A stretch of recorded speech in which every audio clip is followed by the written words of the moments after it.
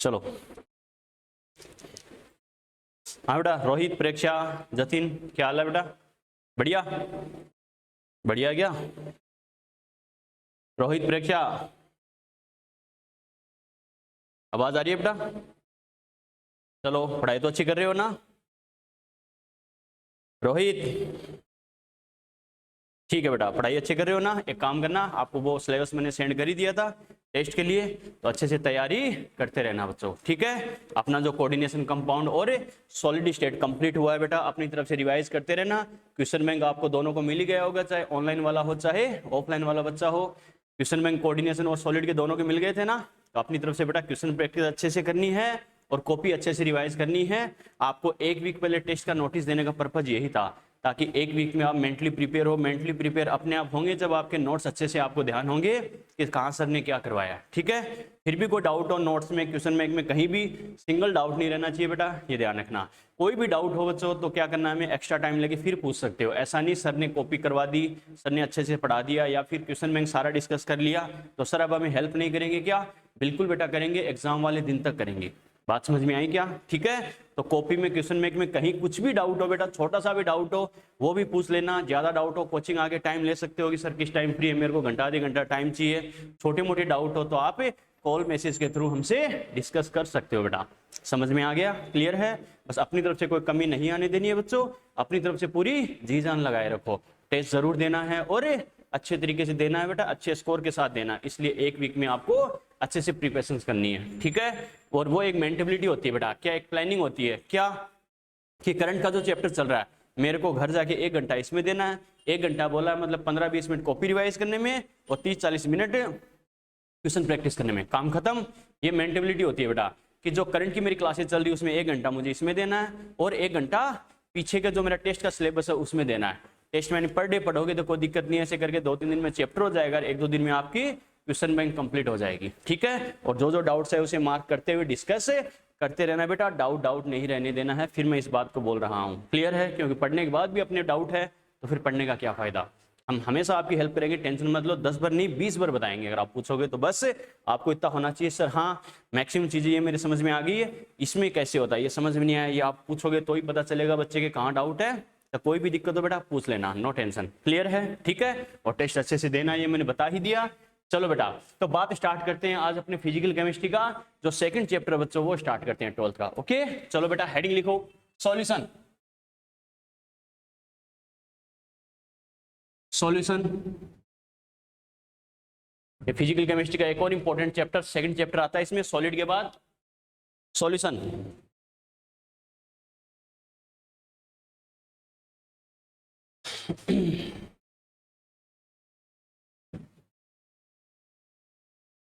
लिख लिया heading solution. चलो आप बेटा फेयर नोट स्टार्ट कर देना, आज से नया चैप्टर स्टार्ट हो रहा है, ठीक है? तो फेयर नोट स्टार्ट कर देना आज जाके। फेयर कॉपी लेके आओगे क्या?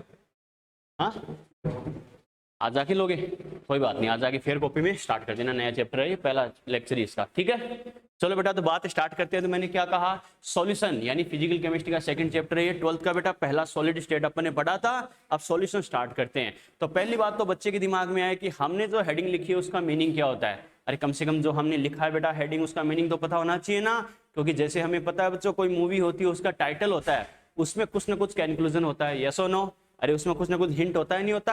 मूवी की जैसे स्टोरी होती है वैसा ही उसका ऑलमोस्ट नाम होता है, वैसे ही चैप्टर का कोई स्पेसिफिक नेम हमने दिया है, इसका मतलब उसका कुछ ना कुछ मीनिंग तो है ना। तो सॉल्यूशन के बारे में हमें पढ़ना है तो कम से कम बच्चे को आइडिया तो होना चाहिए ना सॉल्यूशन होता क्या है। ओके, तो पहले इस बात को समझते हैं बेटा, तो अच्छे समझना। मैंने लिए बेटे कंपोनेंट, मैंने लिया है कंपोनेंट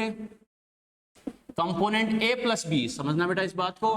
कंपोनेंट ए प्लस बी का मतलब है, कंपोनेंट का मतलब है कोई दो सबस्टांस आपने लिए हैं ए प्लस बी, क्लियर है? यानी वो सॉलिड भी हो सकते हैं, लिक्विड भी हो सकते हैं और गैस भी हो सकते हैं बेटा, कैसे भी हो सकते हैं। मैंने कंपोनेंट बोला है बेटा, सबस्टांस कोई सा भी हो, चाहे सॉलिड हो, लिक्विड हो या गैस हो, क्लियर है?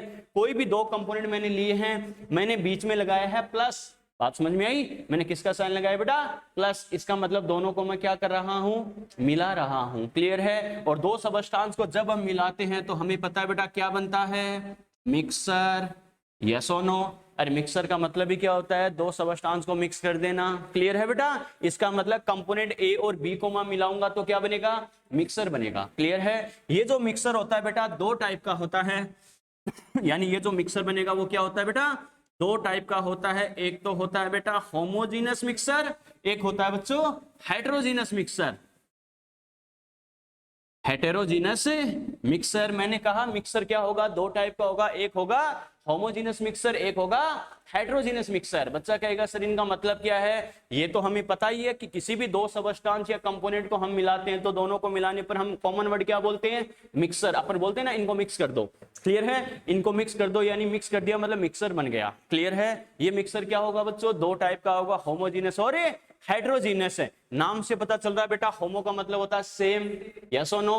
हेटेरो का मतलब क्या होता है, डिफरेंट। यानी सिंपल वे में अगर मैं कहूं तो क्या कहेंगे, होमोजीनस है, मिक्स करने के बाद जिन दो सबस्टांस या कंपोनेंट को आपने मिक्स किया है, मिक्स करने के बाद दोनों एक जैसे हो जाए तो होमोजीनस मिक्सर बनेगा। क्लियर है, और दोनों डिफरेंट डिफरेंट शो हो तो क्या होगा, हेटेरोजीनस मिक्सर बनेगा। क्लियर है, बच्चा कहेगा सर इसका मतलब क्या है, तो होमोजीनस मिक्सर की डेफिनेशन मैं लिखाऊंगा, if both component are completely dissolve into each other, yes और नो। अगर दोनों कंपोनेंट एक दूसरे में क्या हो जाए, कंप्लीटली डिसॉल्व हो जाए तो उसे क्या बोलेंगे, होमोजीनस मिक्सर बोला जाता है। बच्चों बात समझ में आई क्या, क्या कहा, दोनों कंपोनेंट एक दूसरे में क्या हो जाए बच्चों, कंप्लीटली डिसॉल्व हो जाए, उसे क्या बोलेंगे, होमोजीनियस मिक्सर। क्लियर है, इसकी डेफिनेशन अलग से लिखाऊंगा। बच्चा कहेगा सर कैसे, फॉर एग्जांपल अपन बोलते हैं बेटा mixer of sugar and water.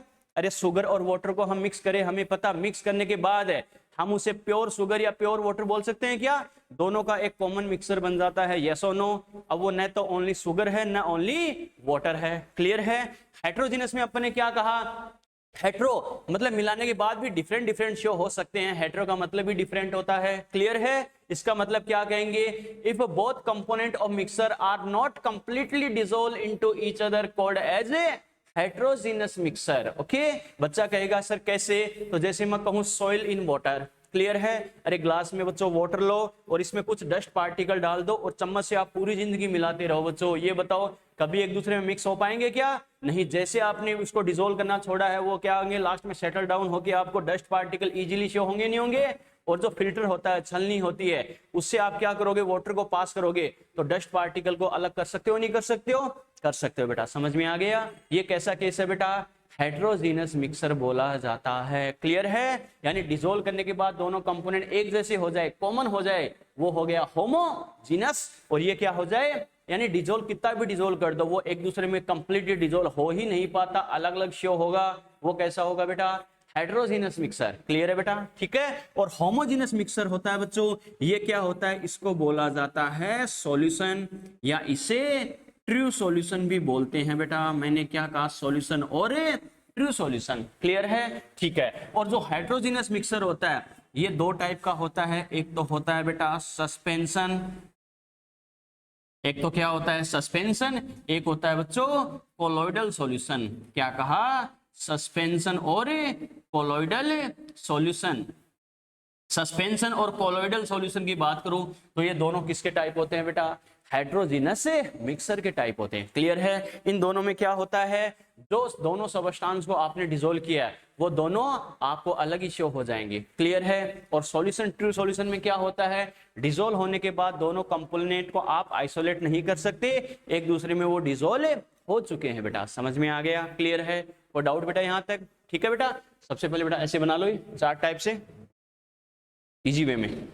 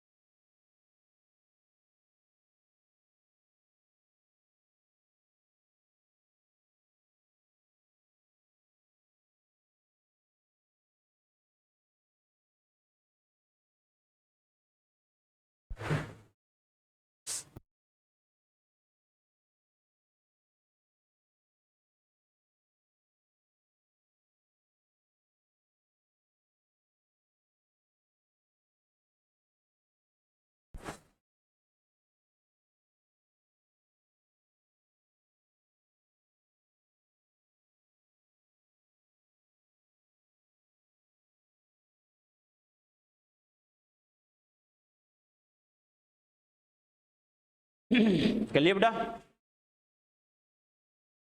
कर लिए, यस और नो, नोट कर लिया यहां तक, ठीक है। चलो बेटा अब सॉल्यूशन की डेफिनेशन लिखते हैं। तो क्या कहेंगे, द होमोजीनस मिक्सर ऑफ, क्या कहेंगे बेटा, द होमोजीनस, क्योंकि मिक्सर तो बनाना पड़ेगा, दो सबस्टांस को मिलाना है बच्चों, तो क्या करना पड़ेगा, मिक्सर भी कौन सा, होमोजीनस वाला। तो क्या कहेंगे, the homogeneous mixer of two और मोर देन टू कंपोनेंट्स, यानी कम से कम टू कंपोनेंट तो होने ही चाहिए। मैंने बोला है मोर देन टू कंपोनेंट्स भी हो सकते हैं। बच्चा कहेगा सर मोर देन टू आपने कैसे बोला है, तो सिंपल एग्जांपल, जैसे वाटर में मैंने शुगर डिसोल्व कर दिया, ये मिक्सर है। अब ये बताओ वाटर में शुगर के अलावा और कुछ डिसोल्व नहीं कर सकते क्या, शुगर के बाद कुछ अपने सॉल्ट मिला दिया, वो भी डिसोल्व हो सकता है, थोड़ा सा मिल्क मिला दिया, ये भी डिसोल्व हो सकता है। बच्चा कहेगा सर इतना मिला दिया थोड़ी सी, वही बात है, थोड़े से टी पार्टिकल और मिला दो चाय बन जाएगी। कहने का मतलब है कुछ भी हम और भी मिला सकते हैं, ऐसा नहीं है कि दो ही कंपोनेंट को मिला सके, दो से ज्यादा भी अपन मिला सकते हैं। तो अपने डेफिनेशन क्या बोली है, द मिक्सर ऑफ टू और मोर देन टू कंपोनेंट्स, क्यों मिक्सर बोला है तो कम से कम दो तो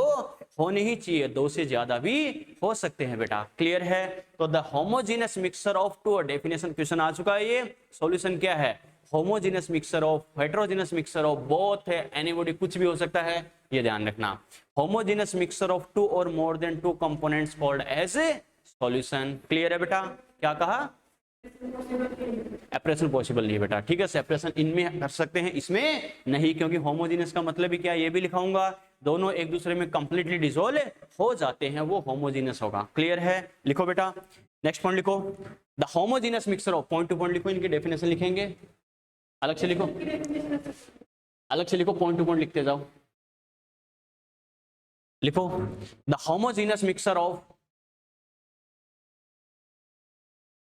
the homogeneous mixture of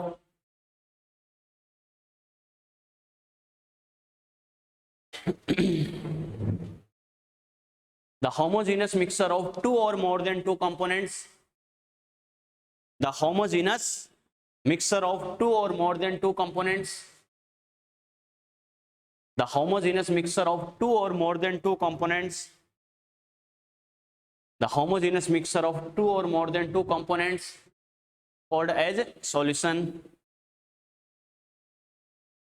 the homogeneous mixture of two or more than two components called as a solution, ठीक है। नीचे एग्जांपल लिखो बेटा, example, mixture of sugar and water, mixture of sugar and water, mixture of sugar and water, mixer of sugar and water, लिख लिए, comma, mixer of two metals, mixer of two metals, mixer of two metals, comma, mixer of two gases, mixer of two gases, mixer of two gases, clear है। ये अलग अलग example लिखाने का मेरा purpose क्या है बेटा, आप शुगर वाटर जैसे मान लो इनको मिला सकते हो, दो गैसेस को मिला सकते हो, दो मेटल को भी मिला सकते हो। अगर दोनों को मिलाकर होमोजेनस मिक्सर बन जाए, यानी दोनों को क्या होगा, उनकी सेपरेटली आइडेंटिटी खत्म हो जाए। बच्चों बात समझ में आई क्या, दो कंपोनेंट को मिलाकर चाहे सॉलिड लिक्विड गैस कुछ भी हो, अगर होमोजेनस टाइप का मिक्सर बनता है तो हम उसे सॉल्यूशन बोल सकते हैं। अलग अलग एग्जांपल लिखाने का पर्पस ये है मेरा, क्लियर है। जैसे आपसे बोला जाए which is example of A solution, तो रट के नहीं रखना, शुगर एंड वाटर वाला, दो गैसेज या दो मेटल भी हो सकते हैं, क्लियर है। अब बोलो, मेटल्स सारी नहीं आएगी, अपने को बोला फॉर एग्जांपल, अगर कोई मेटल मिलकर होमोजेनस बनाती है तो वो क्या होगा, सॉल्यूशन बोल सकते हैं उसको भी, क्लियर है बेटा, ठीक है। चलो बेटा, ये तो अपने कहा सॉल्यूशन की डेफिनेशन और इसके एग्जांपल। अब बात करते हैं होमोजेनस और हेटेरोजेनस। तो होमोजेनस के लिए क्या बोलेंगे बेटा, अगर दोनों कंपोनेंट एक दूसरे में कंप्लीटली डिसोल्व हो जाते हैं तो वो कैसा है, होमोजेनस। अगर कंप्लीटली डिसोल्व नहीं हो पाते वो कैसा है बेटा, हेटेरोजेनस है, क्लियर है। नेक्स्ट एग्जांपल लिखो, if both components if both components if both components if both components are completely dissolved into each other, if both components are completely dissolved into each other, if both components are completely dissolved into each other, if both components are completely dissolved into each other, then mixture is called homogeneous mixture. Then mixture is called homogeneous mixture. Mixture is called homogeneous mixture.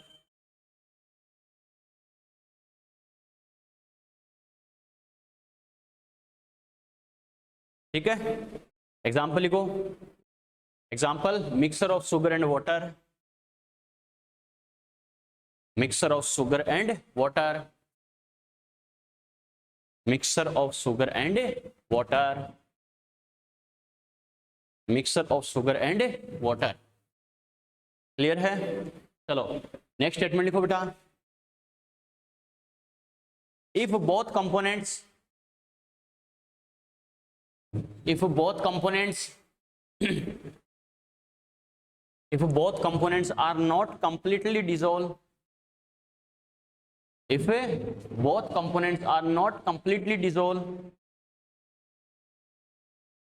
if both components are not completely dissolved into each other,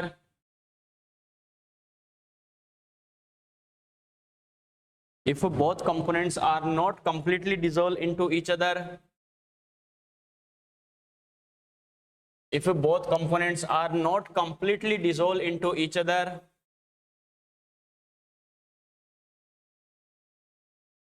if both components are not completely dissolved into each other, then mixture is called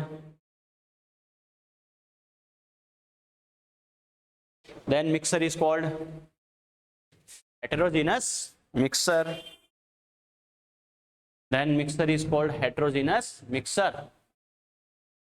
If both components are not completely dissolved into each other, then mixture is called heterogeneous mixture. Then mixture is called heterogeneous mixture. Clear है? Mixture is called heterogeneous mixture. Example लिखो. Mixture of soil and water. Mixture of soil and water. Mixture of soil and water. Mixture of soil and water. ठीक है, चलो बेटा. तो पहली बात तो बेटा देखो क्या कहेंगे, सॉल्यूशन का मतलब क्या होता है, होमोजीनस, हेट्रोजीनस. क्योंकि बच्चा कंफ्यूज होता है डायरेक्टली अगर लिखाया जाए तो, लेकिन बच्चे से पूछा जाए एक एक चीज ध्यान होनी चाहिए. कैसे करना है समझ में आया? ठीक है, मोहित, जतिन, प्रेक्षा, रोहित, यहां तक कोई दिक्कत बेटा? यस और नो? सॉल्यूशन, होमो, हेट्रो, इनका मीनिंग क्या होगा समझ में आ गया? क्लियर है? कोई डाउट यहां तक? यस और नो? रोहित, प्रेक्षा, यस सर. ठीक है बेटा, वेरी गुड. रोहित, चलो तो बात स्टार्ट करते हैं बेटा. देखो अपन ने क्या कहा, ये तो अपने बात की बेसिकली सॉल्यूशन क्या होता है, होमो, हेट्रो, ये सब क्या होते हैं. क्लियर है? अब बात करते हैं सॉल्यूशन, क्योंकि मेनली हमें फोकस किस पर करना है, सॉल्यूशन पर करना है बच्चों. ठीक है, तो सॉल्यूशन क्या होता है, अपने बोला दो या दो से ज्यादा कंपोनेंट को मिलाने पर सीधी सी बात है मिक्सर बनेगा, उसके बाद ही तो सॉल्यूशन उसे बोलेंगे. इसका मतलब सॉल्यूशन बनाने के लिए कम से कम दो कंपोनेंट को तो हमें मिलाना पड़ेगा. क्लियर है? कम से कम दो कंपोनेंट होंगे, दो से ज्यादा भी हो सकते हैं. जनरली हम बात करते हैं दो की. और वो दो कंपोनेंट कौन कौन से होते हैं बेटा? एक होता है सॉल्यूट, एक होता है सॉल्वेंट. क्लियर है? क्या कहेंगे, एक क्या होता है बेटा सॉल्यूट, दूसरा होता है सॉल्वेंट. अच्छे समझते जाना बेटा. तो क्या कहेंगे, एक होगा सॉल्यूट प्लस सॉल्वेंट.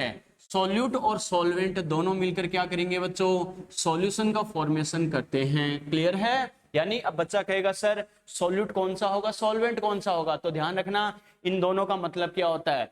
जो कंपोनेंट लेस अमाउंट में होता है और डिसोल्व होता है, मैंने क्या कहा, जो कंपोनेंट क्या होता है, लेस अमाउंट में होता है और डिसोल्व होता है, उसे क्या बोलेंगे, सॉल्यूट. क्लियर है? सॉल्वेंट कौन सा होगा, जो जनरली हायर अमाउंट में होगा, ज्यादा अमाउंट में होगा और सॉल्यूट को डिसोल्व करता है, उसे क्या बोलेंगे, सॉल्वेंट बोलेंगे बेटा. दोनों के मिलने से क्या बनेगा, सॉल्यूशन बनेगा. क्लियर है? अब जैसे अपन बोले बेटा अपन ने बोला था सोइल इन वो सुगर इन वाटर, जैसे मिक्सर की अपन बात करें, इसमें बता सकते हो क्या, mixer of sugar and water, ये अपन ने एग्जांपल अपन ने लिया था, mixer of sugar and water, इन दोनों का मिक्सर है, ठीक है। तो ये बताओ इसमें दोनों कंपोनेंट कौन से होंगे, शुगर एंड वाटर में सॉल्यूट कौन सा होगा और सॉल्वेंट कौन सा होगा, बता सकते हो क्या, कौन सा होगा बेटा सॉल्यूट, शुगर, पक्का, बिल्कुल बेटा, कॉमन सेंस से हमें पता है शुगर वाटर में डिजोल्व होती है, वाटर शुगर में डिजोल्व होता है, शुगर वाटर में डिजोल्व होती है, वाटर तो शुगर को डिजोल्व करता है, क्लियर है। तो अपन ने क्या कहा, जो डिजोल्व होता है, और हमें पता कॉमन सेंस है बेटा,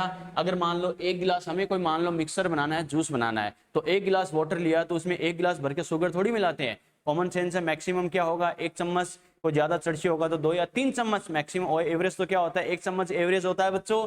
तो हमें पता है वाटर के कंपैरिजन में लेस अमाउंट में है या नहीं है, और शुगर ही डिजोल्व होता है, तो सोल्यूट यहाँ पर कौन है बच्चों, शुगर यहाँ पर सोल्यूट हो गया, और वाटर यहाँ पर क्या हो गया, सॉल्वेंट, जो शुगर के कंपैरिजन में ज्यादा अमाउंट में भी होगा और शुगर को डिजोल्व भी करेगा, क्लियर है बेटा, ओके। लिखो next statement, solution is generally formed by 2 components, solution is generally formed by 2 components, solution is generally formed by 2 components, solute and solvent, यानी सॉल्यूशन जनरली 2 कंपोनेंट से मिलकर बना होता है, एक होता है सॉल्यूट, दूसरा होता है सॉल्वेंट, सॉल्यूट एंड सॉल्वेंट।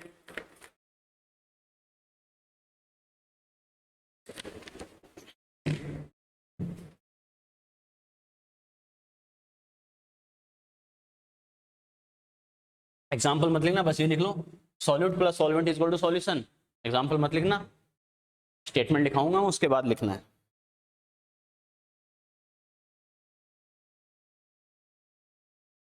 ये नहीं लिखना है एक बार, ठीक है, लिख लिया बेटा, solute plus solvent is equal to solution. चलो बेटा लिखो, नेक्स्ट स्टेटमेंट लिखो, the component, the component, the component, the component which is dissolved, the component which is dissolved, the component which is dissolved and generally, the component which is dissolved and generally present in, या generally occur in less amount,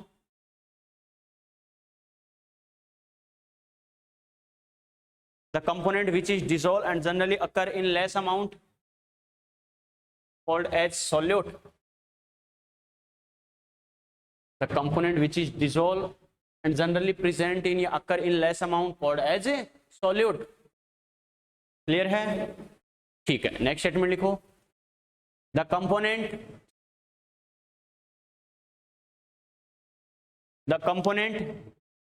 which is, the component which is dissolved to solute, the component which is dissolved to solute, the component which is dissolved to solute or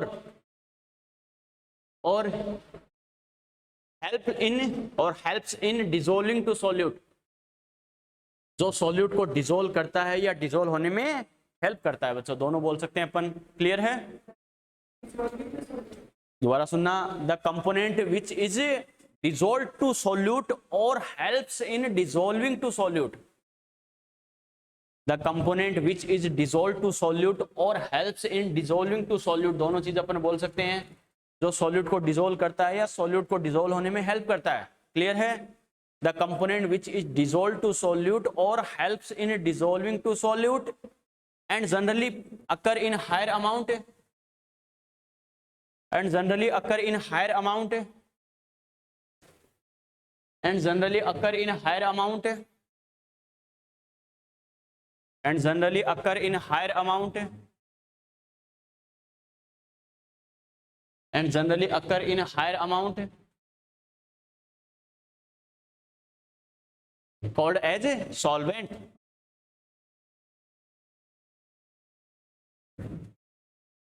generally occur in higher amount called as a solvent, clear है? ये example लिख लो बेटा। आपको identify करना हो कि कौन सा सॉल्यूट कौन सा सॉल्वेंट, तो जैसे शुगर और वाटर का एग्जांपल देके बता सकते हैं कौन डिजोल्व होगा कौन डिजोल्व करेगा, उसके बेसिस पे सॉल्यूट सॉल्वेंट अपन डिफाइन कर सकते हैं।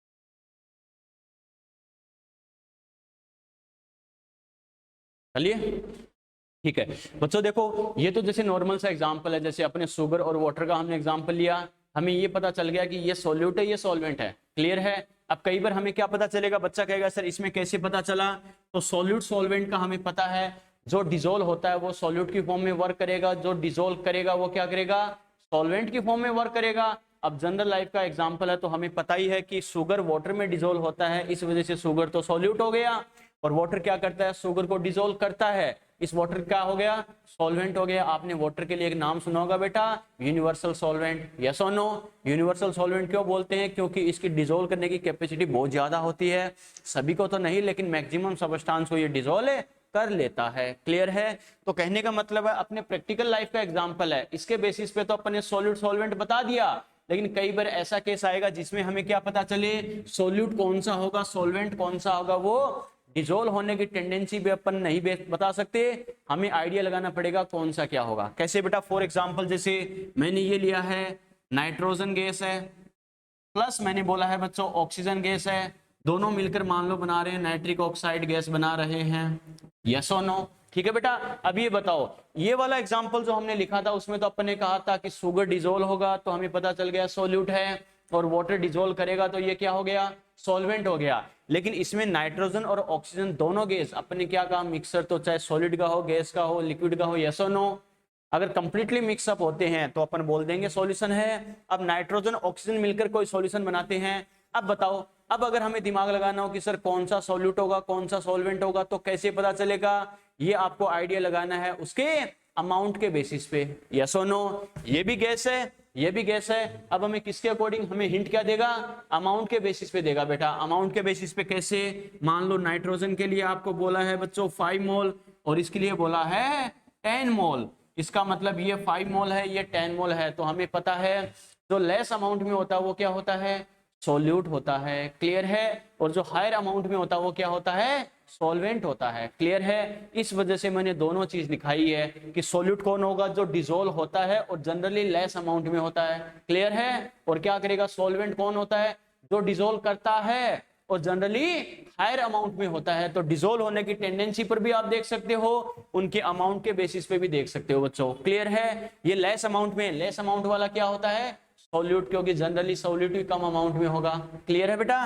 तो क्या करेंगे यहाँ पर, ये किसकी फॉर्म में बिहेव करेगा, सॉल्यूट की फॉर्म में बिहेव करेगा, और ये किसकी फॉर्म में बिहेव करेगा, सॉल्वेंट की फॉर्म में। क्लियर है? तो मैं क्या कह सकता हूं, if the physical state of both components is same, physical state का मतलब है सॉलिड में होना, लिक्विड में होना या गैस में होना। क्लियर है? ये ब्रैकेट में जो लिखा जाता है किसको रिप्रेजेंट करता है बच्चों, फिजिकल स्टेट को ही रिप्रेजेंट करता है, क्योंकि नाइट्रोजन किसकी फॉर्म में है, गैस की फॉर्म में, ऑक्सीजन किसकी फॉर्म में है, गैस की फॉर्म में। क्लियर है? तो क्या कहेंगे, अगर दोनों कंपोनेंट की फिजिकल स्टेट सेम है तो जो कंपोनेंट, कंपोनेंट मतलब जो मिक्सर का पार्ट है, क्लियर है, जैसे मैं कहूं अपन सब क्लास का कंपोनेंट है, आप स्टूडेंट हो टीचर हो, जो जो क्लास में प्रेजेंट है अभी सभी के अपने क्लास के कंपोनेंट है, इस कोचिंग का पार्ट अपन बोलते हैं ना, जैसे जनरल लाइफ में अपन क्या बोलते हैं कि हम इस कोचिंग का पार्ट है, चाहे स्टूडेंट हो चाहे नॉन टीचिंग हो चाहे टीचर्स हो, वैसे ही पार्ट का मतलब साइंस की लैंग्वेज में इसके लिए क्या वर्ड यूज करते हैं, कंपोनेंट। कंपोनेंट मतलब उस पूरे सिस्टम का पार्ट, काम खत्म। यस और नो? तो मैंने क्या कहा, मिक्सर का जो पार्ट लेस अमाउंट में होगा, फिजिकल स्टेट सेम होने पर लेस अमाउंट वाला सॉल्यूट, हायर अमाउंट वाला क्या होगा, सॉल्वेंट। क्लियर है बेटा? यस और नो? अगला स्टेटमेंट लिखो, लिखो if physical state of both components, if a physical state of both components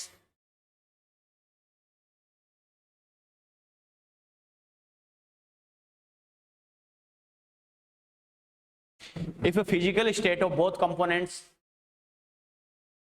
if a physical state of both components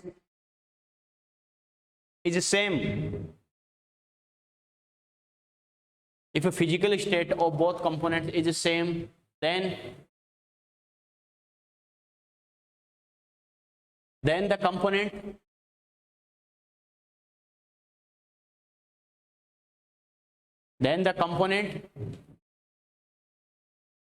component which is present in less amount,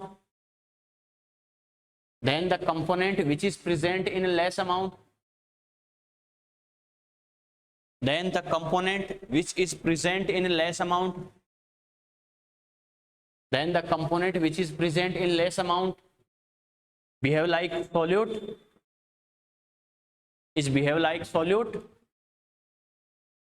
is behave like solute, and the component and the component and the component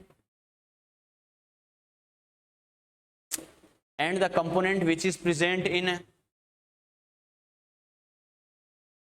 and the component which is present in and the component which is present in higher amount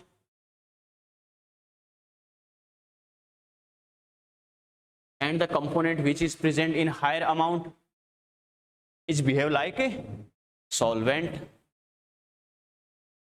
and the component which is behave like a and the component which is present in higher amount is behave like a solvent.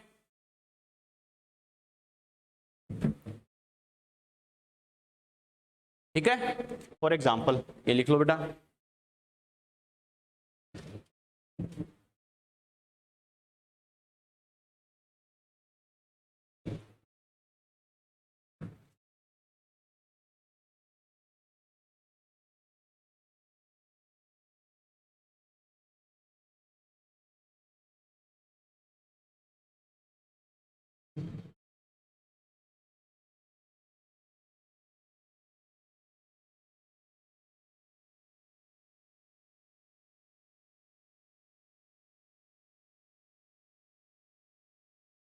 चलिए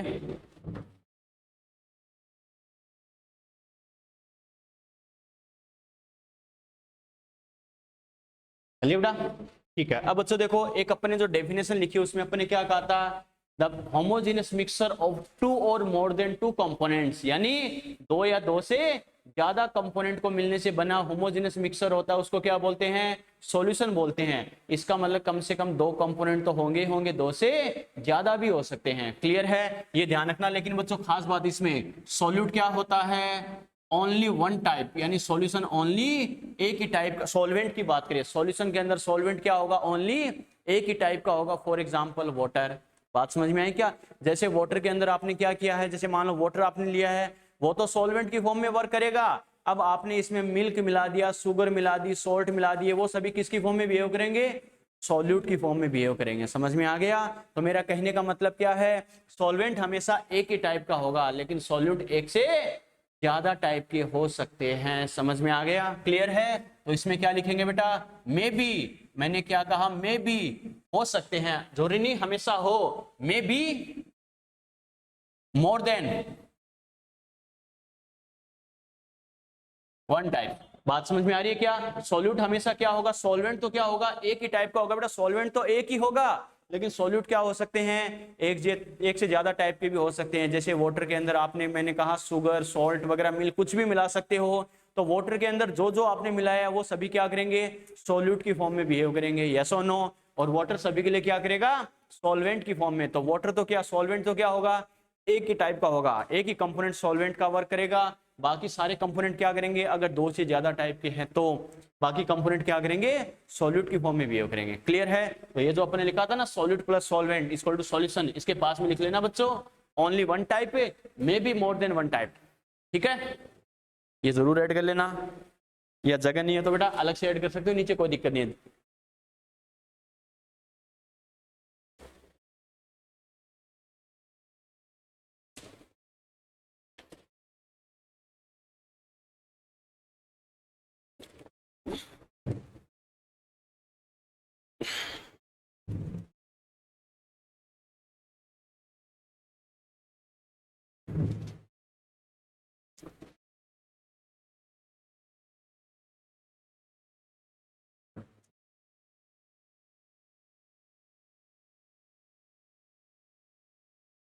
चलिए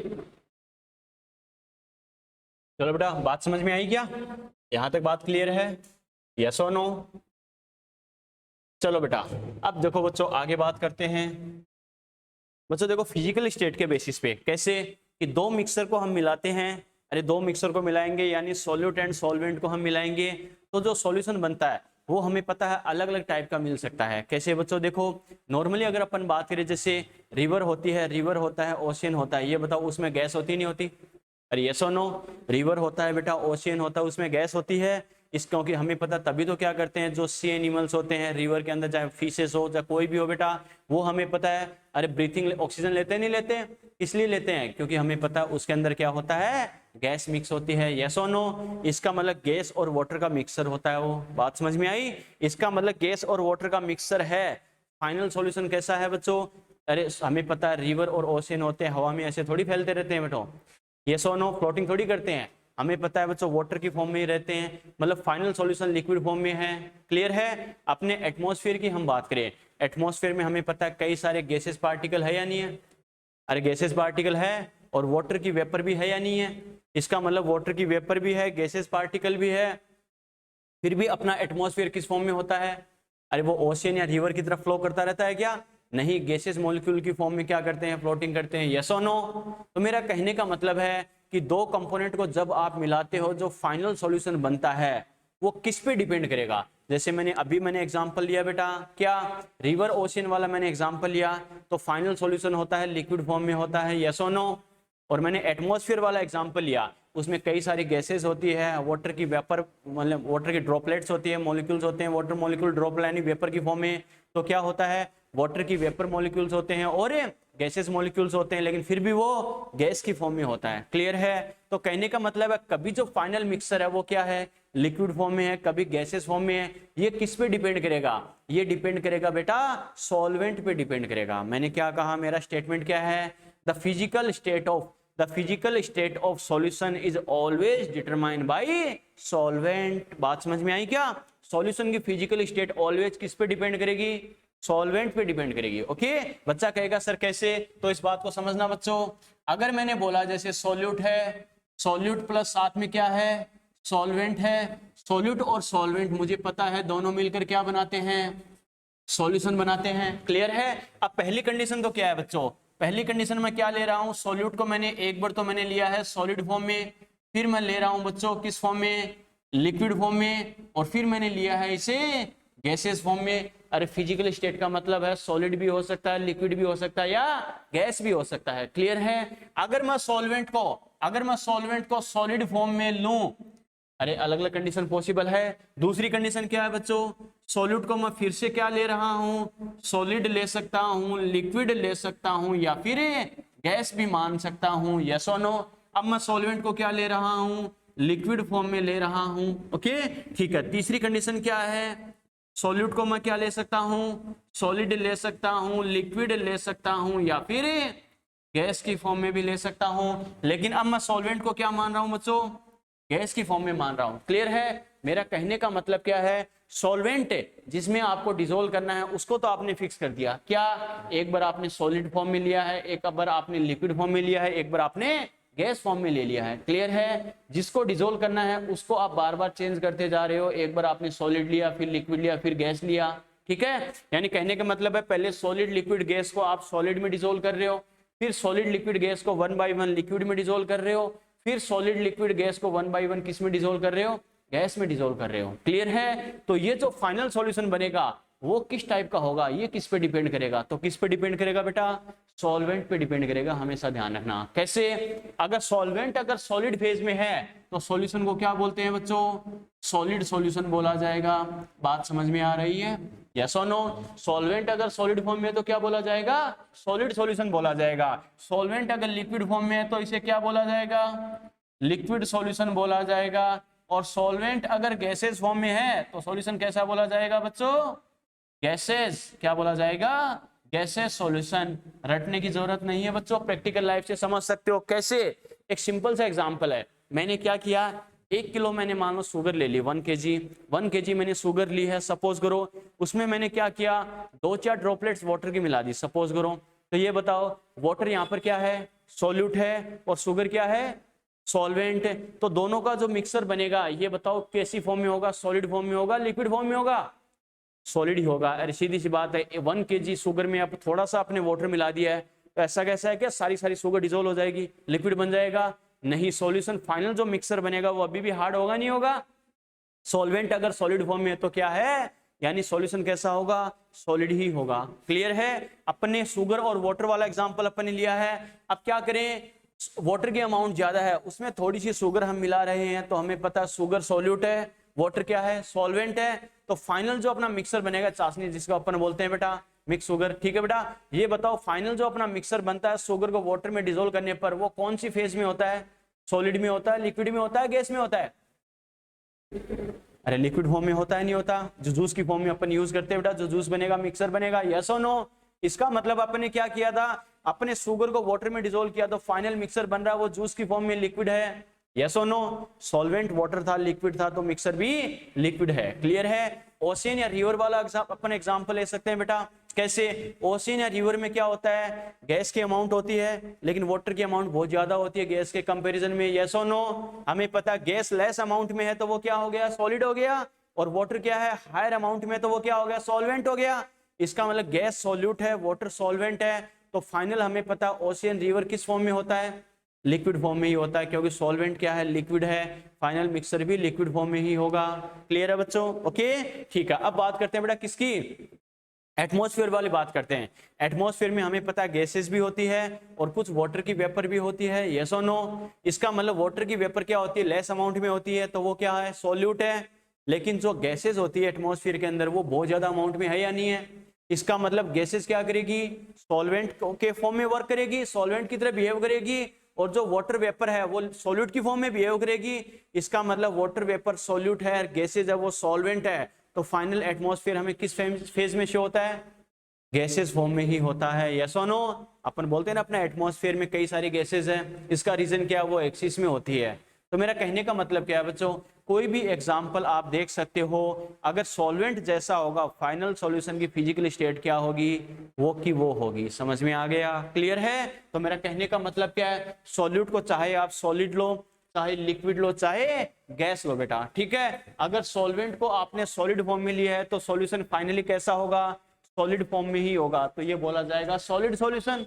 clear है। Solute चाहे solid हो, liquid हो या gas हो, अगर solvent आपने लिक्विड फॉर्म में लिया है तो फाइनल मिक्सर होगा लिक्विड फॉर्म में ही आएगा, इसे बोला जाएगा बेटा लिक्विड सॉल्यूशन। क्लियर है। सॉल्यूट को चाहे आप सॉलिड, लिक्विड, गैस कोई सा भी लो, फाइनल अगर आपने सॉल्वेंट अगर गैसेस फॉर्म में लिया है तो जो फाइनल मिक्सर होगा वो गैसेस फॉर्म में ही होगा, इसे बोला जाएगा गैसेस सॉल्यूशन। क्लियर है। इसका मतलब सॉल्यूशन क्या है, सॉलिड में है, किस पे डिपेंड कर रहा है, क्योंकि सॉल्वेंट सॉलिड फॉर्म में है। क्लियर है। सॉल्यूशन लिक्विड फॉर्म में है, किस पे डिपेंड कर रहा है, क्योंकि सॉल्वेंट क्या है, लिक्विड फॉर्म में है। सॉल्यूशन गैसेस फॉर्म में है, क्यों है, क्योंकि सॉल्वेंट क्या है, गैसेस फॉर्म में है, यस और नो। क्लियर है बेटा। इसका मतलब मैं बोल सकता हूं क्या, the physical state of solution, the physical state of solution is always determined by, आपको ऑप्शन दे दिया सॉल्यूट, सॉल्वेंट, बोथ, नन, क्या होगा, सॉल्वेंट। शाबाश। सॉल्यूशन की फिजिकल स्टेट किसके अकॉर्डिंग डिटरमाइन होगी, डिसाइड होगी, सॉल्वेंट के अकॉर्डिंग। सॉल्वेंट जैसा है सॉल्यूशन है उसी फॉर्म में होगा। समझ में आ गया। क्लियर है बेटा। लिखो स्टार मार्क करके, लिखो the physical state of solution,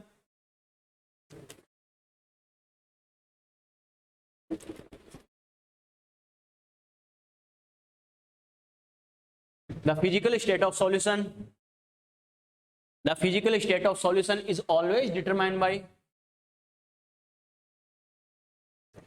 the physical state of solution is always determined by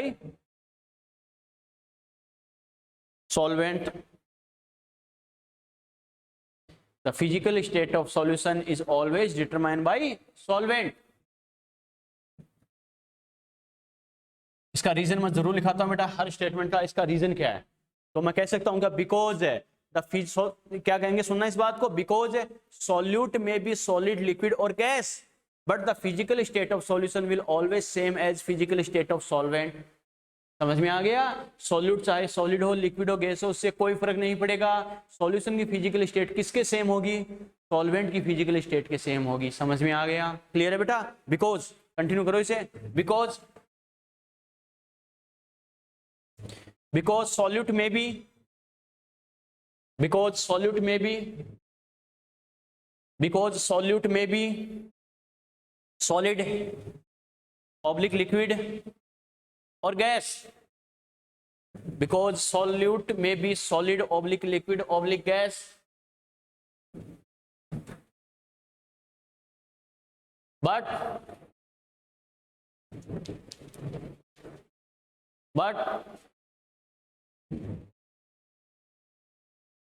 physical state of solution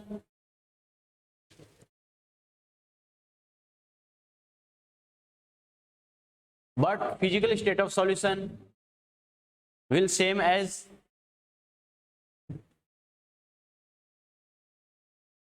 physical state of solution will same as physical state of solvent.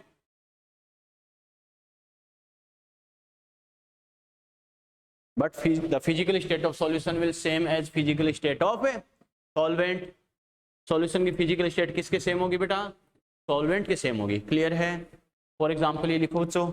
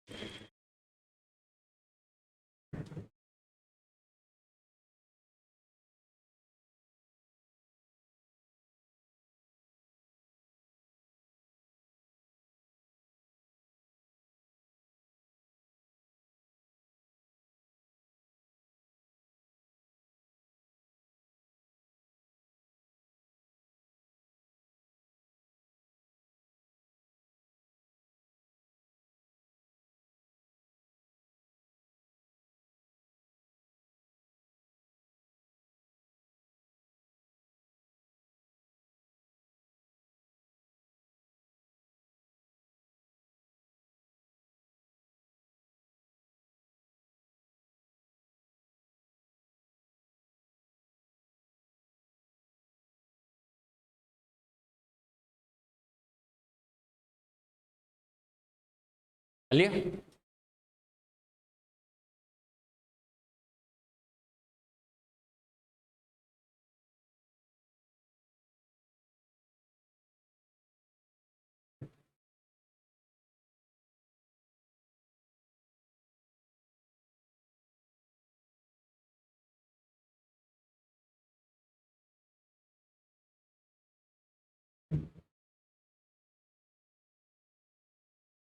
चलिए बेटा,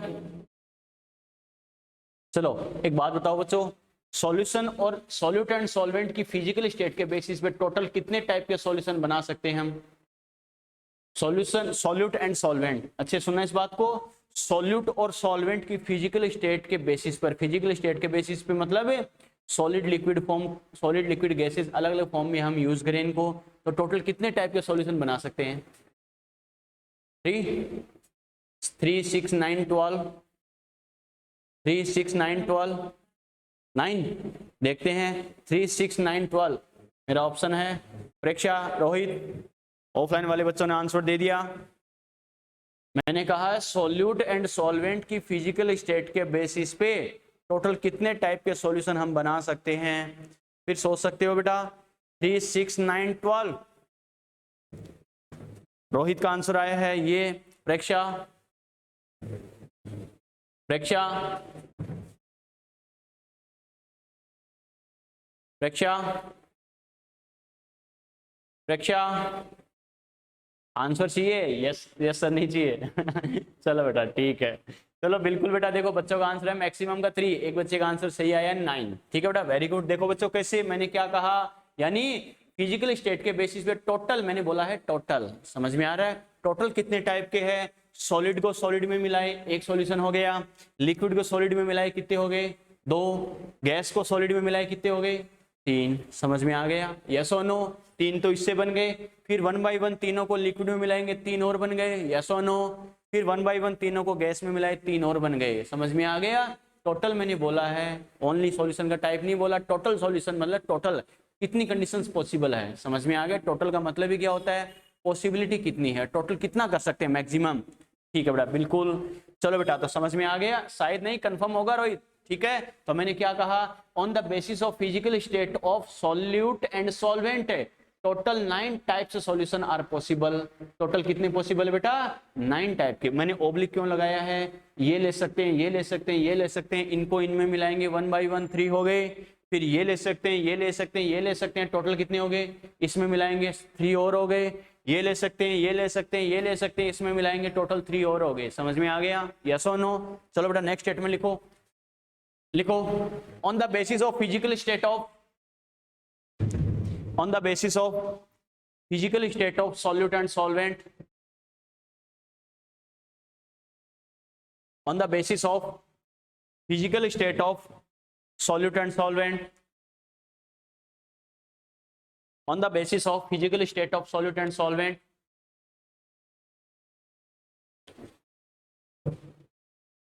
on the basis of physical state of solute and solvent, total 9 type solution, 9 total 9 types of solution are possible on the basis of physical state of solute and solvent. Total 9 types of solution are possible on the basis of physical state of solute and solvent. Total 9 types of solution are possible. Physical state के basis में क्या करते हैं, total 9 type के solution है बना सकते हैं। क्लियर है? बात समझ में आ गई बेटा? चलो बेटा, तो देखो ये तो अपन ने बात की बेटा कैसे करना, क्या करना। एक चीज का खास कर ध्यान रखना, क्या बच्चों, सॉल्यूशन तो कई टाइप का हो सकता है, सॉलिड सॉल्यूशन हो सकता है, लिक्विड हो सकता है, और गैसियस सॉल्यूशन भी हो सकता है। लेकिन इस चैप्टर में मेनली हम स्टडी कौन सी की करते हैं, लिक्विड सॉल्यूशन की करते हैं। बात समझ में आई क्या? लिक्विड सॉल्यूशन की करते हैं। बच्चा कहेगा सर कैसे, तो इस चैप्टर में बेटा लास्ट पार्ट होगा अपना यही होगा, लिक्विड सॉल्यूशन के टाइप पढ़ेंगे, कैसे सॉलिड को लिक्विड में डिसोल्व करके देखेंगे, फिर लिक्विड को लिक्विड में डिसोल्व करेंगे, और गैस को लिक्विड में डिसोल्व करेंगे बच्चों। और ये तीनों ही कंडीशन किसकी है, लिक्विड सॉल्यूशन की है। तो कई बार इस चैप्टर को बच्चों आपने नाम देखोगे कई जगह सॉल्यूशन ना लिख के लिक्विड सॉल्यूशन भी बोल दिया जाता है। बात समझ में आई क्या? वैसे तो कंडीशन ये भी पॉसिबल है, ये भी पॉसिबल है, लेकिन इस चैप्टर में मेनली हम क्या करते हैं बच्चों, लिक्विड सॉल्यूशन लेते हैं। यानी मैक्सिमम क्वेश्चन 99.99% आप देखोगे उसमें जो सॉल्वेंट होगा वो लिक्विड की फॉर्म में होगा। हाँ, सॉल्यूट आपको चेंज करके दे सकता है, सॉलिड दे सकता है, लिक्विड दे सकता है, और गैस की फॉर्म में भी दे सकता है। लेकिन सॉल्वेंट जो होगा मैक्सिमम किस फॉर्म में होगा, लिक्विड की फॉर्म में होगा। इस वजह से इसे लिक्विड सॉल्यूशन बोलेंगे। समझ में आ गया? क्लियर है? एक स्टेटमेंट लिखो बेटा, जनरली इन सॉल्यूशन, लिखो in solution, in solution, in solution generally we study about, in solution generally we study about, in solution generally we study about, in solution generally we study about, in solution generally we study about liquid solution,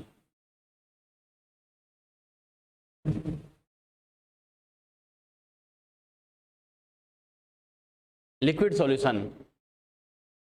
ठीक है, और bracket में लिखो बेटा specially dilute solution, specially dilute solution, specially dilute solution. ये मैंने क्यों बोला बच्चों, डाइल्यूट सॉल्यूशन। ठीक है, इसका मतलब क्या बेटा, आज तक आपने बच्चों देखो 11th क्लास तक जो भी है बेटा आपने कई बार नाम सुना होगा, concentrate HCl solution, dilute HCl solution, concentrate H2SO4, dilute H2SO4, yes और नो? अरे ये नाम सुने नहीं सुने? सुने बेटा, कंसंट्रेट और डाइल्यूट। ठीक है, इनका मतलब क्या होता है बच्चों वो अपन अभी डिटेल से डिस्कस करेंगे। कंसंट्रेट का मतलब क्या होता है, डाइल्यूट का मतलब क्या होता है बच्चों। क्लियर है? तो मैंने क्या कहा, नॉर्मली सॉल्यूशन में अपन किसकी स्टडी करेंगे, लिक्विड सॉल्यूशन, और लिक्विड में भी कौन सा, डाइल्यूट वाले सॉल्यूशन की स्टडी करेंगे। कुछ नहीं बोले तो अपन को डाइल्यूट सॉल्यूशन मान के आंसर देना है। समझ में आ गया बेटा, क्लियर है। तो ये मैंने बेसिक बताया बच्चों, सॉल्यूशन का मतलब क्या होता है, कैसे करना है, इसके कंपोनेंट कौन कौन से हैं और कैसे आपको ध्यान रखना है। जहां तक मुझे उम्मीद है बेटा एक एक चीज समझ में आई होगी, यस और नो, क्लियर है, यहां तक कोई डाउट। चलो बेटा आगे बात स्टार्ट करते हैं। हेडिंग लिखो, प्रेक्षारोहित, यहां तक कोई डाउट बेटा, यहां तक कोई डाउट, कोई भी डाउट, नो, ठीक है बेटा, वेरी गुड। चलो आगे हेडिंग लिखो, कंसंट्रेशन टर्म्स, कंसंट्रेशन टर्म्स,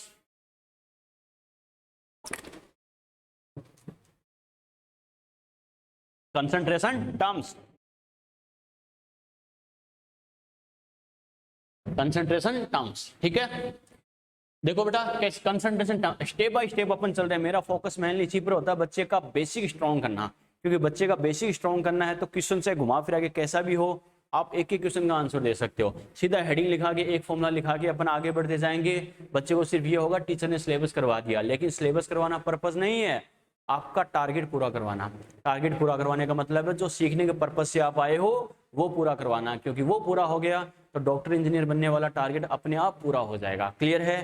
तो सीक्वेंस से चल रहे हैं, एक एक चीज समझते समझते चल रहे हैं बेटा, अच्छे से करना है, ठीक है। और इस कॉपी से बाहर आपको कुछ नहीं करना है, चाहे नीट का पेपर हो, चाहे जेईई का पेपर हो, चाहे बोर्ड का पेपर हो। बात समझ में आई क्या? किसी भी एग्जाम का पेपर दे लेना, फिजिकल केमिस्ट्री का क्वेश्चन कोई भी हो, हर चीज अपने ग्रंथ में मिलेगी, कोई भी एग्जाम हो चाहे, अच्छे समझते जाना बच्चों। देखो कंसंट्रेशन टर्म्स की मैं बात करूं तो पहली बात तो जैसे मैंने अभी बोला है, कंसंट्रेट सॉल्यूशन, डाइल्यूट सॉल्यूशन, इनका मीनिंग क्या होता है तो समझना बच्चों। कंसंट्रेशन टर्म्स क्या होती है, तो एक स्टेटमेंट में बोल रहा हूं, concentration terms is represent to relative amount of solute in solution. मैंने क्या कहा, कंसंट्रेशन टर्म्स किसको रिप्रेजेंट करता है बेटा, सॉल्यूशन में सॉल्यूट की रिलेटिव अमाउंट को रिप्रेजेंट करता है। कहने का मतलब क्या है, सॉल्यूट कितना अमाउंट में है, दो सॉल्यूशन को कंपेयर करें तो सॉल्यूट किसमें ज्यादा है किसमें कम है, उसके बेसिस पे क्या होता है, कंसंट्रेशन टर्म्स का आइडिया क्या करता है, सॉल्यूशन मतलब सॉल्यूट की रिलेटिव अमाउंट को बताता है। बच्चा कहेगा सर कैसे, तो समझना बेटा इस चीज को, इफ है सॉल्यूट ग्रेटर अमाउंट में है। बच्चों देखो एरो का मीनिंग समझ रहे हो क्या, अपर डायरेक्शन में अपवर्ड में इसका मतलब क्या होगा, ग्रेटर को रिप्रेजेंट कर रहा है, डाउनवर्ड डायरेक्शन में मतलब क्या होगा, लोअर को रिप्रेजेंट कर रहा है। यस और नो, ठीक है बेटा। तो क्या कहेंगे, अगर सॉल्यूट ज्यादा अमाउंट में है तो क्या होगा, ऐसे सॉल्यूशन को बोला जाता है बेटा कंसंट्रेट सॉल्यूशन। क्या बोला जाता है बेटा इसे, कंसंट्रेट सॉल्यूशन। क्लियर है, ठीक है बेटा। एक कंडीशन आपको क्या दे सकता है, इफ सॉल्यूट हायर अमाउंट की बजाय क्या है, लेस अमाउंट में है, या फिर अपन बोल देंगे ऐसा भी बोल सकता है, सॉल्वेंट क्या है हायर अमाउंट में है। अरे सॉल्यूट का कम होना या फिर सॉल्वेंट का ज्यादा होना, बात तो वही है ना। अगर ऐसी कंडीशन है बेटा तो अपन क्या बोलेंगे, ये कैसा हो गया, इसको बोलते हैं बच्चों डाइल्यूट सॉल्यूशन। तो बार बार ये वर्ड तो यूज होता है, concentrate H2SO4, concentrate HNO3, concentrate NaOH, इनका मतलब क्या होता है समझ में आ गया। कंसंट्रेट का मतलब क्या होता है सॉल्यूट की अमाउंट ज्यादा है कंपेरेटिवली, बात समझ में आई क्या। डाइल्यूट का मतलब क्या है बेटा, सॉल्यूट कम अमाउंट में है, सॉल्वेंट ज्यादा अमाउंट में है, समझ में आ गया। क्लियर है बेटा, ठीक है। अब बच्चे के दिमाग में आया कि सर आपने ये क्यों बोला कि जनरली हम स्टडी करते हैं डाइल्यूट सॉल्यूशन की। अरे जनरली डाइल्यूट की स्टडी क्यों करते हैं, कि सर कंसंट्रेट की स्टडी क्यों नहीं करते, कुछ ना कोई रीजन तो होना चाहिए ना। अरे रीजन तो होना चाहिए ना। तो बच्चों इसका रीजन क्या है समझना। सपोज करो मैंने बेटा क्या लिया है, अपने 1 लीटर मान लो वाटर लिया है, इस बोतल में 1 लीटर वाटर है सपोज करो बेटा, ठीक है। बच्चा कहेगा सर कहाँ है, झूठ क्यों बोल रहे हो, मान लो बेटा, इसलिए मैंने कहा एज्यूम कर लो। क्या, अपने 1 लीटर वाटर लिया है, मैं दो कंडीशन ले रहा हूं, एक तो मैंने इसमें 1 kg शुगर मिलाई है, एक मैंने इसमें ओनली 1 kg मतलब 1000 ग्राम, यस और नो। अरे एक तो मैंने क्या किया, इसमें 1000 ग्राम शुगर मिलाई है, एक मैंने ओनली इसमें 10 ग्राम शुगर मिलाई है। तो ये बताओ इजीली डिजोल्व कौन सा होगा, 1000 ग्राम वाली कंडीशन या 10 ग्राम वाली कंडीशन, 10 ग्राम वाला इजीली डिजोल्व होगा, यस और नो। इसका मतलब इजीली रिजल्ट आएगा नहीं आएगा। अपना पर्पज क्या था, शुगर को इसमें डिजोल्व करना, मिक्सर बनाना, जूस बनाना, लेकिन 1 kg इसमें मिला देंगे, सॉल्यूट बहुत ज्यादा है, वो कंडीशन तो कौन सी है, कंसंट्रेट वाली कंडीशन है। यानी 1000 ग्राम मिलाऊंगा वो तो क्या है, कंसंट्रेट वाली कंडीशन है, और 10 ग्राम मैंने मिलाया है ऑलमोस्ट बेटा, वो क्या है, डाइल्यूट वाली कंडीशन है। तो ये बताओ अपना जो पर्पस था जूस बनाना, वो बेटर रिजल्ट किस में आएगा, 1000 ग्राम वाली कंडीशन में या 10 ग्राम वाली में, 10 ग्राम वाली में। यानी सॉल्यूशन की स्टडी करे तो बेटर रिजल्ट किस में आता है, 10 ग्राम वाली, यानी या मैं कहूँ डाइल्यूट सॉल्यूशन में आता है, यस और नो। इसलिए ज्यादातर हम स्टडी किसकी करते हैं, डाइल्यूट वाली करते हैं। समझ में आ गया, क्लियर है। क्योंकि कंसंट्रेट की अगर स्टडी करेंगे तो हमें पता है वो पूरा का पूरा डिजोल्व ही नहीं हो पाता, तो बेटर एफिशिएंसी यानी एकदम सही रिजल्ट आ सकता है क्या, नहीं बच्चों, इसमें जरूरी नहीं सारा सारा डिजोल्व हो ही जाए, क्योंकि सॉलिड बहुत ज्यादा अमाउंट में है। बात समझ में आई क्या। लेकिन इसमें हमें पता है सॉलिड बहुत कम होता है, तो वो सॉल्वेंट में कंप्लीटली डिजोल्व हो जाता है, पूरी अमाउंट डिजोल्व हो जाती है, और अपना जो एम था उसको डिजोल्व करके कोई रिजल्ट मेजर करना वो इजीली आ जाता है। समझ में आ गया। तो जनरली हम स्टडी डाइल्यूट की क्यों करते हैं, यो करते हैं। समझ में आ गया, क्लियर है बेटा। चलो तो स्टेटमेंट लिखो बेटा, लिखो कंसंट्रेशन टर्म, स्टेटमेंट लिखो concentration term is represent, concentration term is represent, concentration term is represent the relative amount of solute, concentration term is represent the relative amount of solute,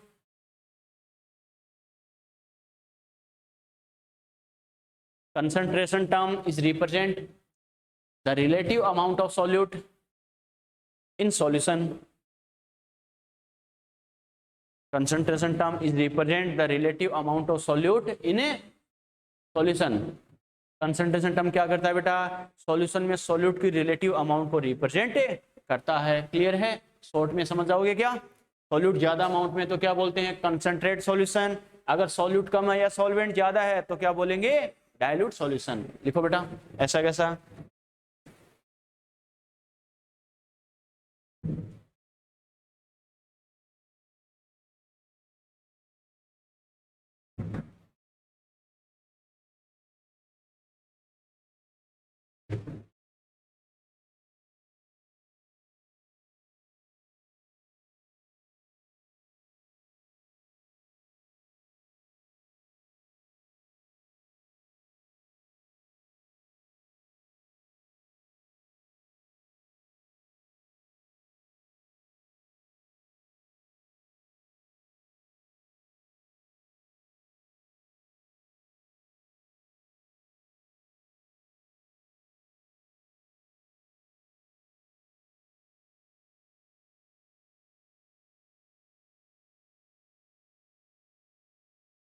चलिए बेटा ठीक है। अब बच्चों देखो ये तो अपने बात ही, कंसंट्रेट का मतलब डाइल्यूट का मतलब क्या होता है, क्लियर है।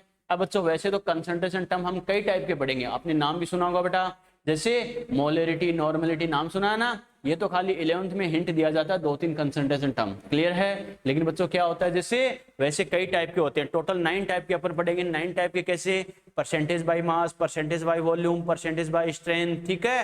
फिर पढ़ेंगे बेटा अपन mole fraction, PPM concentration, molarity, molarity, normality और फॉर्मेलिटी, क्लियर है। टोटल 9 टाइप के कंसंट्रेशन टर्म हम डिस्कस करेंगे। लेकिन सभी कंसंट्रेशन टर्म में एक बात कॉमन आएगी, कौन सा कंसंट्रेशन टर्म टेम्परेचर पे डिपेंड करता है, कौन सा टेम्परेचर पे डिपेंड नहीं करता। एग्जाम में कई बार क्वेश्चन आ चुका है बच्चों। तो अपने पास 2 तरीके होते हैं, एक तो क्या करेंगे, टोटल 9 टाइप के कंसंट्रेशन टर्म जब हम उनकी डेफिनेशन फॉर्मूला लिखेंगे उनके साथ साथ लिखे ये टेम्परेचर पे डिपेंड करेगा, ये नहीं करेगा, ये करेगा, ये नहीं करेगा, यानी रटाफिकेशन वाला काम। दूसरा मेथड अपने पास क्या है, अपन वो रीजन समझ ले कि टेम्परेचर पे डिपेंड करेगा तो कौन सा करेगा, नहीं करेगा तो कौन सा नहीं करेगा, और इसका रीजन क्या है करने का, नहीं करने का, तो पता चल जाएगा कौन सा डिपेंड करेगा, कौन सा नहीं करेगा। क्लियर है। तो पहली बात तो डिपेंड करने का मतलब क्या है बच्चों, ये एक सिंपल सा वर्ड है। जैसे मैं कहूं बेटा डिपेंड करने का मतलब क्या है, सिंपल एग्जांपल समझना। अपने देश में कुछ भी होता है बच्चों, अच्छा या बुरा, अपन पर उसका इफेक्ट आता है नहीं आता, अरे आता नहीं आता। अपने कंट्री में कुछ भी बेटा अच्छा या बुरा हो, अपन पर उसका इफेक्ट आएगा, क्यों, क्योंकि अपन अपने कंट्री पे डिपेंड है बेटा, यस और नो। अपने कंट्री में कुछ अच्छा होगा तो हमें अच्छा लगता है, कुछ बुरा होता है तो हमें बुरा फील होता है, क्यों। और इकोनॉमिकली बोले चाहे मेंटली बोले बेटा, हमें पता है उसका इफेक्ट हम पर आता ही आता है, क्यों, क्योंकि हम अपने कंट्री पे डिपेंड है, यस और नो। अभी अफगानिस्तान में क्या हो रहा है, पाकिस्तान में रोज बॉम्ब फूटते हैं,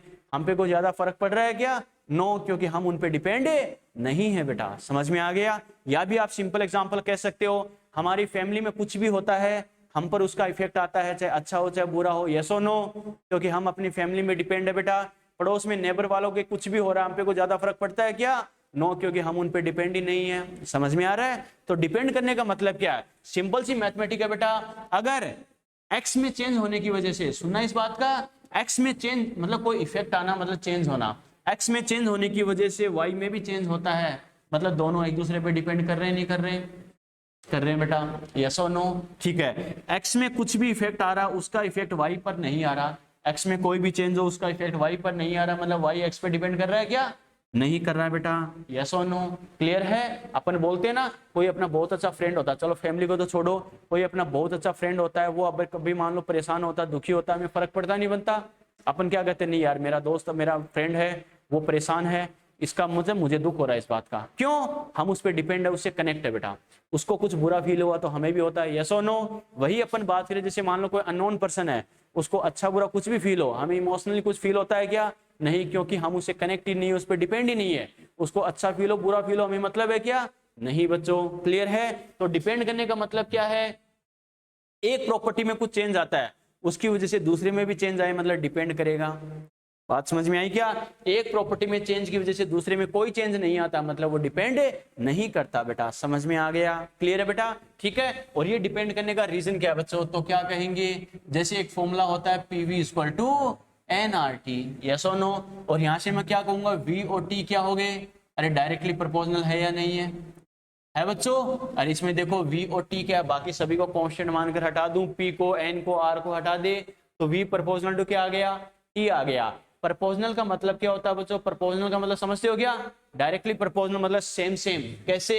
टेम्परेचर बढ़ेगा तो वॉल्यूम बढ़ेगा, टेम्परेचर घटेगा तो वॉल्यूम घटेगा, यानी टेम्परेचर इंक्रीज तो वॉल्यूम इंक्रीज, टेम्परेचर डिक्रीज तो वॉल्यूम में डिक्रीज। इसका मतलब इंक्रीज या डिक्रीज की मैं बात करूं तो टेम्परेचर में चेंज होगा तो वॉल्यूम में चेंज तो होगा ना, क्योंकि इंक्रीज बोले या डिक्रीज बोले, चेंज तो हो रहा है, यस और नो? तो इसका मतलब मैं क्या कहूंगा, वो कंसंट्रेशन टर्म जिसमें वॉल्यूम आएगा जिसके फॉर्मूले में, वो टेम्परेचर पे डिपेंड करेगा, यस और no?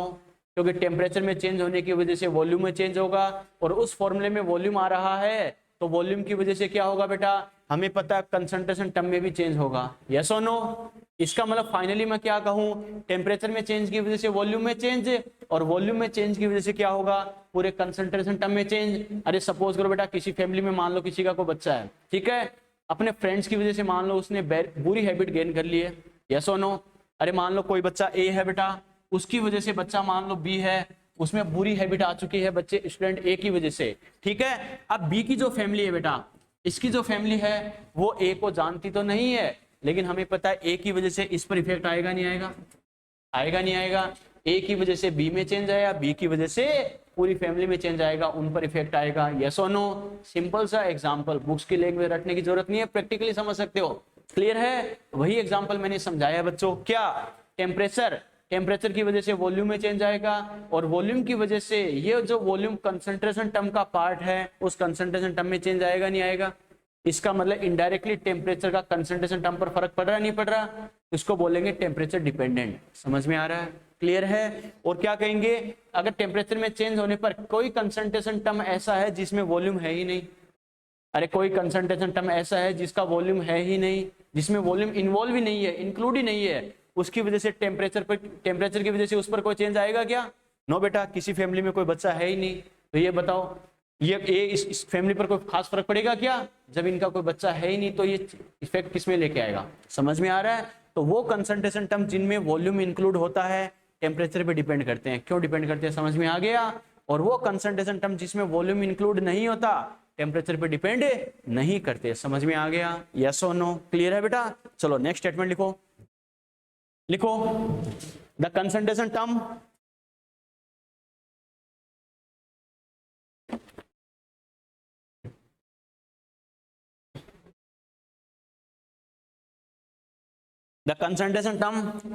which involves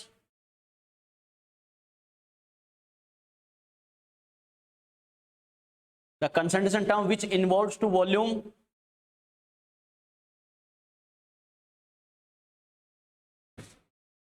the concentration term which involves to volume depends on temperature the concentration term which involves to volume depends on temperature. The concentration term which involves to volume depends on temperature. Clear? Because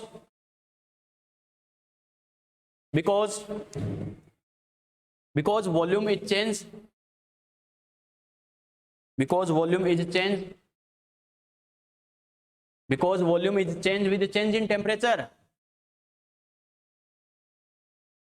because volume is changed with the change in temperature। Clear है? because volume is changed with the change in temperature। Clear है? while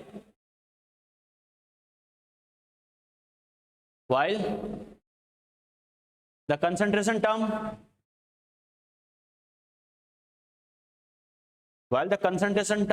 does not depend on temperature,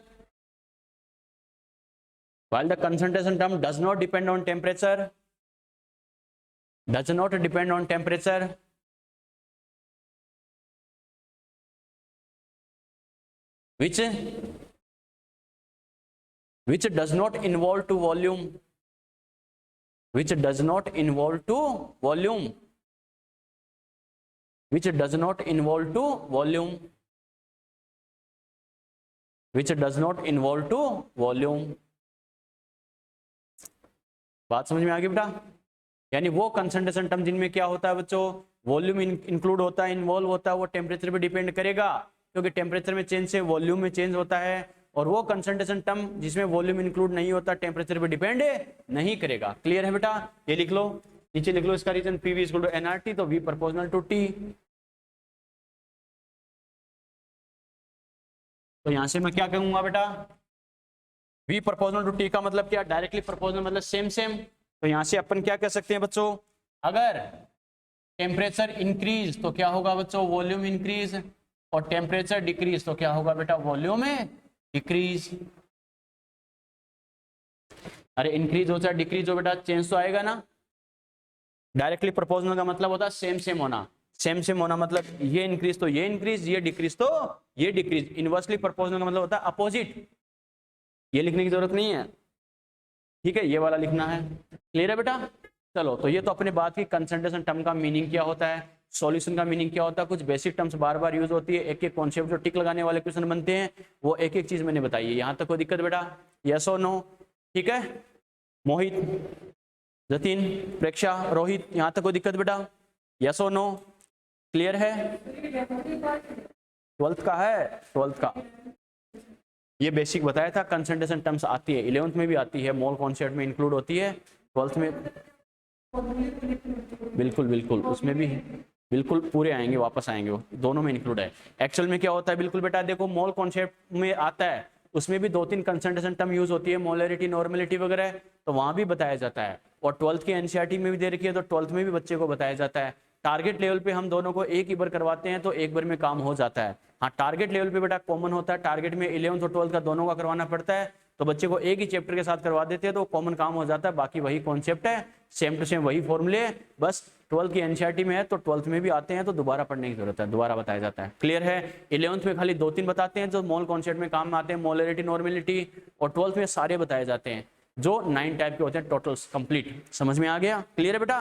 तो यहाँ तक अच्छे से revise करना, कोई doubt हो कल पूछना, कल इसके आगे कंसंट्रेशन टर्म के कौन कौन से टाइप है वो अपन डिस्कस करेंगे बेटा। Okay, bye.